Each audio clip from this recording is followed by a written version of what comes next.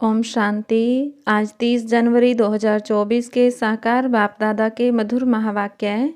बाबा ने कहा, मीठे बच्चे, अब तुम्हारी सुनवाई होती है। बाप तुम्हें दुख से निकाल सुख में ले जाते हैं। अभी तुम सबकी वानप्रस्थ अवस्था है, वापस घर जाना है। प्रश्न, सदा योग युक्त रहने तथा श्रीमत पर चलने की आज्ञा बार बार हर बच्चे को क्यों मिलती है? उत्तर, क्योंकि अभी अंतिम विनाश का दृश्य सामने है। करोड़ों मनुष्य मरेंगे, नेचुरल कैलेमिटीज होंगी। उस समय स्थिति एकरस रहे, सब दृश्य देखते भी मिरुआ मौत, मलु का शिकार ऐसा अनुभव हो, उसके लिए योग युक्त बनना पड़े। श्रीमत पर चलने वाले योगी बच्चे ही मौज में रहेंगे। उनकी बुद्धि में रहेगा कि हम तो पुराना शरीर छोड़ अपने स्वीट होम में जाएंगे। ओम शांति। रूहानी बाप बैठ रूहानी बच्चों से रूह रिहान करते हैं अथवा रूहों को समझाते हैं, क्योंकि रूहों ने भक्ति मार्ग में बहुत याद किया है। सब आशिक हैं एक माशूक के।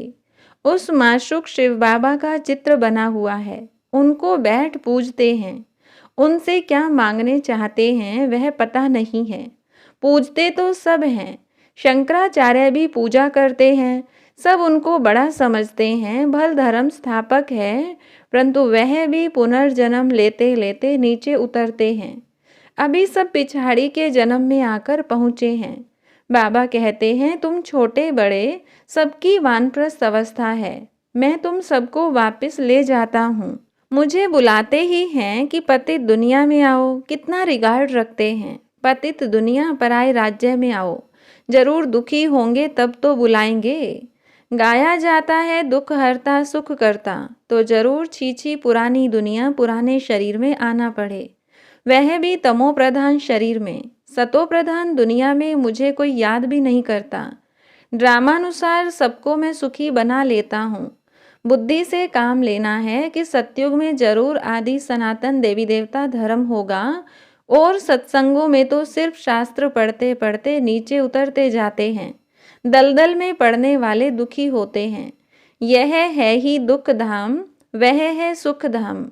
बाप कितना सहज करके समझाते हैं, क्योंकि बेचारी अबलाएं कुछ भी नहीं जानती हैं। कोई को भी यह पता नहीं है कि फिर वापस भी जाना है या सदैव पुनर्जन्म लेते ही रहना है। अभी तो सब धर्म वाले हैं। पहले पहले स्वर्ग था तो एक ही धर्म था। सारा चक्र तुम्हारी बुद्धि में है। कोई और की बुद्धि में यह बातें रह न सके। वह तो कल्प की आयु ही लाखों वर्ष कह देते हैं। इसको कहा जाता है घोर अंधियारा। ज्ञान है घोर सोचरा। अभी तुम बच्चों की बुद्धि में रोशनी है। तुम कोई मंदिर में जाएंगे तो तुम कहेंगे, हम शिव बाबा के पास जाते हैं।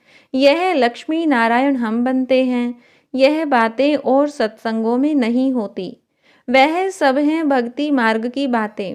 अभी तुम रचता और रचना के आदि मध्य अंत को जानते हो।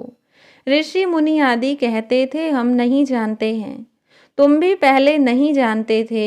इस समय सारे विश्व में भक्ति है। यह पुरानी दुनिया है। कितने ढेर मनुष्य हैं। सतयुग नई दुनिया में तो एक ही अद्वैत धर्म था, फिर होता है द्वैत धर्म। अनेक धर्मों में तालियां बजती हैं, सबकी एक दो में खिटखिट है। ड्रामानुसार उन्हों की पॉलिसी ही ऐसी है। किसको भी अलग करते हैं तो लड़ाई होती है, पार्टीशन होते हैं। मनुष्य बाप को न जानने के कारण पत्थर बुद्धि बन पड़े हैं। इस समय बाप समझाते हैं, देवी देवता धर्म ही प्राय लोप हो गया है। एक भी नहीं जिसको पता हो कि इन्हों का भी राज्य था। तुम अभी समझते हो हम देवता बन रहे हैं। शिव बाबा अभी हमारा ओबीडियंट सर्वेंट बना है। बड़े आदमी हमेशा चिट्ठी लिखते हैं तो नीचे लिखते हैं ओबीडियंट सर्वेंट। बाप भी कहते हैं हम ओबीडियंट सर्वेंट हैं, तो दादा भी कहते हैं हम ओबीडियंट सर्वेंट हैं। हम फिर 5000 वर्ष के बाद हर कल्प के पुरुषोत्तम संगम युग में आता हूँ। बच्चों की आकर सेवा करता हूँ। मुझे कहते हैं दूर देश का रहने वाला आया देश पर आए। इनका भी अर्थ नहीं जानते। इतने शास्त्र आदि पढ़ते हैं परंतु अर्थ नहीं समझते। बाप आकर सब वेदों शास्त्रों का सार समझाते हैं। तुम बच्चे जानते हो कि इस समय रावण राज्य है, मनुष्य पतित बनते जाते हैं। यह भी ड्रामा बना हुआ है। तुम बच्चों को दोजख से निकाल बहिश्त में ले जाते हैं। उनको ही गार्डन ऑफ अल्लाह कहते हैं। कलयुग में है कांटों का जंगल, संगम युग पर फूलों का बगीचा बन रहा है। फिर वहाँ सतयुग में तुम सदा सुखी रहते हो, एवर हेल्दी एवर वेल्दी बन जाते हो। आधा कल्प सुख फिर आधा कल्प दुख, यह चक्र फिरता ही रहता है, इनकी एंड होती नहीं है। सबसे बड़ा बाप आते हैं, सबको शांति धाम सुख धाम में ले जाते हैं। तुम जब सुख धाम में जाते हो तो बाकी सब शांति धाम में रहते हैं। आधा कल्प है सुख का, आधा कल्प है दुख का। उनमें भी सुख जास्ती है। अगर आधा आधा होता तो टेस्ट क्या आएगी। भक्ति मार्ग में भी बहुत धनवान थे। अभी तुमको याद आता है कि हम कितने धनवान थे। बहुत धनवान जब देवाला मारते हैं तो याद आता है कि हमारे पास क्या क्या था, कितना धन था। बाप समझाते हैं भारत साहूकार था, पैराडाइज था। अब देखो कितना गरीब है। गरीबों पर ही रहम पड़ता है। अब एकदम कंगाल बन पड़े हैं, भीख मांग रहे हैं। जो साल्वेंट थे अब इनसाल्वेंट बन पड़े हैं। यह भी नाटक है। बाकी जो भी धर्म आते हैं वह बाई प्लाट है। कितने धर्म के मनुष्य वृद्धि को पाते रहते हैं। भारतवासियों के ही 84 जन्म हैं। एक बच्चे ने और धर्मों का हिसाब किताब निकाल कर भेजा था, परंतु जास्ती इन बातों में जाने से कोई फायदा नहीं। यह भी वेस्ट ऑफ टाइम हुआ। इतना समय अगर बाप की याद में रहते तो कमाई होती। अपनी तो मुख्य बात है हम पूरा पुरुषार्थ कर विश्व का मालिक बने। बाप कहते हैं तुम ही सतो प्रधान थे, तुम ही तमो प्रधान बने हो। 84 जन्म भी तुमने लिए हैं। अब फिर वापस चलना है, बाप से वर्षा लेना है। तुमने आधा कल्प बाप को याद किया। अब बाप आए हैं, तुम्हारी सुनवाई होती है। बाप फिर से तुमको सुख धाम में ले जाते हैं। भारत के उत्थान और पतन की भी जैसे एक कहानी है। अब यह है पतित दुनिया, संबंध भी पुराना है। अब फिर से नए संबंध में चलना है। इस समय एक्टर्स सब हाजिर हैं, इनमें कोई फर्क नहीं पड़ सकता। आत्मा तो अविनाशी है। कितनी ढेर आत्माएं होंगी, उनका कभी विनाश नहीं होता। इतनी करोड़ों आत्माओं को पहले तो वापस जाना है। बाकी शरीर तो सबके खत्म हो जाते हैं, इसीलिए होलिका भी मनाते हैं। तुम जानते हो हम सो पूज्य थे, फिर पुजारी बने, अब फिर पूज्य बनते हैं।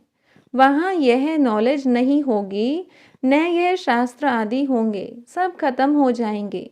जो योगयुक्त होंगे, श्रीमत पर चलने वाले होंगे, वह सब कुछ देखेंगे। कैसे अर्थक्वेक में सब खलास होता है, अखबारों में भी पढ़ता है। कैसे गांव के गांव खत्म हो जाते हैं। बॉम्बे पहले इतनी नहीं थी। समुद्र को सुखाया फिर समुद्र हो जाएगा। यह मकान आदि सब कुछ नहीं रहेगा। सतयुग में मीठे पानी पर महल होंगे, खारे पानी पर होते नहीं, तो यह रहेंगे नहीं। एक ही उछल समुद्र की आई तो सब खत्म हो जाएंगे। बहुत उपद्रव होंगे, करोड़ों मनुष्य मरेंगे, अनाज कहाँ से आएगा। वो लोग भी समझते हैं आफतें आनी है, मनुष्य मरेंगे तो जो योग युक्त होंगे वह उस समय मौज में रहेंगे। मिरुआ मौत, मलु का शिकार। बर्फ की बरसात पड़ने से ढेर मनुष्य मर जाते हैं। बहुत नेचुरल कैलेमिटीज होंगी, यह सब खत्म हो जाएंगे। इनको कहा जाता है नेचुरल कैलेमिटीज। गॉडली कैलेमिटीज नहीं कहेंगे। गॉड को दोष कैसे देंगे। ऐसे भी नहीं शंकर ने आंख खोली तो विनाश हो गया। यह सब है भक्ति मार्ग की बातें। मूसलों के लिए भी शास्त्रों में लिखा है। तुम जानते हो इन मिसाइल्स से कैसे विनाश करते हैं, कैसे आग, गैस, जहर आदि सब उसमें पड़ते हैं। बाप समझाते हैं पिछाड़ी में सब फट से मर जाएं, कोई बच्चे आदि भी दुखी न हों, इसीलिए नेचुरल कैलेमिटीज से झट मरेंगे। यह सब बना बनाया ड्रामा है। आत्मा तो अविनाशी है, कभी विनाश नहीं होती, न छोटी बड़ी होती है। शरीर सब यहाँ खल्लास होंगे, बाकी आत्माएं सब स्वीट होम में चली जाएंगी। बाप कल्प कल्प आते हैं संगम युग पर, तुम भी इस पुरुषोत्तम संगम युग पर ही ऊंचे ते ऊंच बनते हो। वास्तव में श्री श्री शिव बाबा को और श्री इन देवताओं को कहा जाता है। आजकल तो देखो सबको श्री श्री कहते रहते हैं, श्रीमती, श्री फलाना। अब श्रीमत तो एक बाप ही देते हैं। विकार में जाना क्या यह श्रीमत है? यह तो है ही भ्रष्टाचारी दुनिया। अब मीठे मीठे बच्चों को बाप कहते हैं मुझे याद करो तो खाद निकल जाए। ग्रस्त व्यवहार में रहते कमल फूल समान पवित्र रहो। स्व को अब विश्व के आदि मध्य अंत के चक्र का ज्ञान हुआ है, परंतु यह अलंकार तुमको नहीं दे सकते। आज तुम अपने को स्वदर्शन चक्रधारी समझते हो, कल माया थप्पड़ लगा दे तो ज्ञान ही उड़ जाए। इसीलिए तुम ब्राह्मणों की माला भी नहीं बन सकती। माया थप्पड़ लगाए बहुतों को गिरा देती है, तो उनकी माला कैसे बनेगी? दशाएं बदलती रहती हैं। रुद्र माला ठीक है, विष्णु की माला भी है, बाकी ब्राह्मणों की माला नहीं बन सकती। तुम बच्चों को डायरेक्शन देते हैं कि देह सहित देह के सब धर्म छोड़ मामेकम याद करो। बाप तो निराकार है, उनको अपना शरीर तो है नहीं, और आए भी हैं इनकी वानप्रस्थ अवस्था में। जब 60 वर्ष की आयु हुई, वानप्रस्थ अवस्था में गुरु किया जाता है। मैं तो हूँ सतगुरु, परंतु गुप्त वेश में। वह हैं भक्ति के गुरु, मैं हूँ ज्ञान मार्ग का। प्रजापिता ब्रह्मा को देखो कितने ढेर बच्चे हैं। बुद्धि हद से निकल बेहद में चली गई है। मुक्ति में जाकर फिर जीवन मुक्ति में आते हैं। तुम पहले आते हो, दूसरे पीछे आते हैं। हर एक को पहले सुख फिर दुख भोगना पड़ता है। यह वर्ड ड्रामा है। तब तो कहते हैं अहो प्रभु तेरी लीला। तुम्हारी बुद्धि ऊपर से नीचे तक चक्र लगाती रहती है। तुम हो लाइट हाउस, रास्ता बताने वाले। तुम बाप के बच्चे हो ना। फादर कहते हैं मुझे याद करो तो तुम तमो प्रधान से सतो प्रधान बन जाएंगे। ट्रेन में भी तुम समझा सकते हो। बेहद का बाप स्वर्ग का रचयिता है। भारत में स्वर्ग था, बाप आते हैं भारत में। शिव जयंती भी भारत में मनाई जाती है, परंतु कब होती है यह कोई नहीं जानते। तिथि तारीख दोनों ही नहीं है, क्योंकि गर्भ से जन्म नहीं लेते। बाप कहते हैं अपने को आत्मा समझो। तुम अशरीरी आए थे, पवित्र थे, फिर अशरीरी होकर जाएंगे। मामेकम याद करते रहो तो पाप कट जाएंगे। अच्छा, मीठे मीठे सिकिलधे बच्चों प्रति माता पिता बाप दादा का याद प्यार और गुड मॉर्निंग। रूहानी बाप की रूहानी बच्चों को नमस्ते। रूहानी बच्चों की रूहानी बाप दादा को नमस्ते। धारणा के लिए मुख्य सार। पहली पॉइंट, लाइट हाउस बन सबको रास्ता बताना है। बुद्धि हद से निकाल बेहद में रखनी है। स्वदर्शन चक्रधारी बनना है। दूसरी पॉइंट, अब वापस घर जाना है, इसीलिए इस वानप्रस्थ अवस्था में सतो प्रधान बनने का पुरुषार्थ करना है। अपना टाइम वेस्ट नहीं करना है। वरदान, संबंध संपर्क में आते डायमंड बन डायमंड को देखने वाले बेदाग डायमंड भव। बाप दादा की श्रीमत है कि डायमंड बन डायमंड को देखना। चाहे कोई आत्मा काला कोयला एकदम तमोगुणी हो, लेकिन आपकी दृष्टि पड़ने से उसका कालापन कम हो जाए। अमृत वेले से रात तक जितनों के भी संबंध संपर्क में आओ, सिर्फ डायमंड बन डायमंड देखते रहो। किसी भी विघ्न अथवा स्वभाव के वश डायमंड पर दाग न लगे। चाहे अनेक प्रकार की परिस्थितियों के विघ्न आए, लेकिन आप ऐसे पावरफुल बनो जो उसका प्रभाव न पड़े। स्लोगन, मन और बुद्धि को मनमत से सदा खाली रखने वाले ही आज्ञाकारी हैं।